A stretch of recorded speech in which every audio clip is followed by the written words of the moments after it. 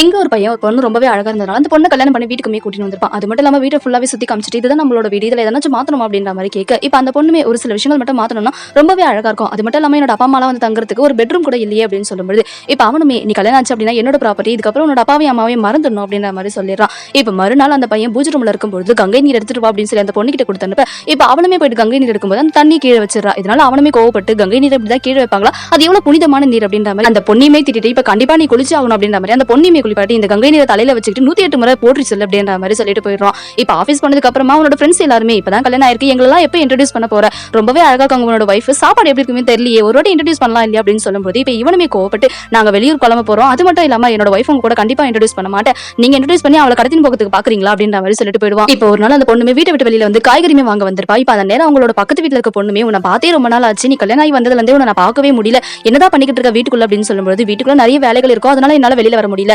இன்னைக்குதான் எனக்கு காய்கறி வாங்குறதுக்கான வேலை வந்துச்சு அப்படின்ற மாதிரி சொல்ல உன்னை பாக்குறதே பெரிய விஷயமா இருக்குது, நான் உன்னோட வீட்டு பக்கத்துல தான் இருக்கேன், தேவைப்பட்டா நீ வரலாம் அப்படின்ற மாதிரி சொல்லிட்டு போயிடுறா. இப்ப அவ போனதுக்கு அப்புறமா அந்த காய்கறி வியாபாரமே எம்மா நீ எந்த ஊரு, நீ எங்க இருந்து வர அப்படின்னு சொல்லும்போது ரெண்டு பேருமே ஒருத்தருக்கு ஒருத்தர் இன்ட்ரோடியூஸ் ஆயிக்கிறாங்க. அது மட்டும் இல்லாம இவங்க ரெண்டு பேருமே பக்கத்து பக்கத்து ஊருன்றதுனால ஒருத்தருக்கு ஒருத்தர் பேசிக்கிட்டு இருக்க. அந்த நேரம் அவங்க ஹஸ்பண்ட்மே வந்து பாத்துறாரு, எவ்வளவு தைரியம் தான் இவன் கூட பேசிக்கிட்டு இருப்ப, ஒழுங்கா என் கூட வா அப்படின்னு சொல்லிட்டு அவனை அடிச்சு அங்க இருந்து துரத்தி விட்டுட்டு இவனை கூட்டிட்டு போயிடறான் உள்ள.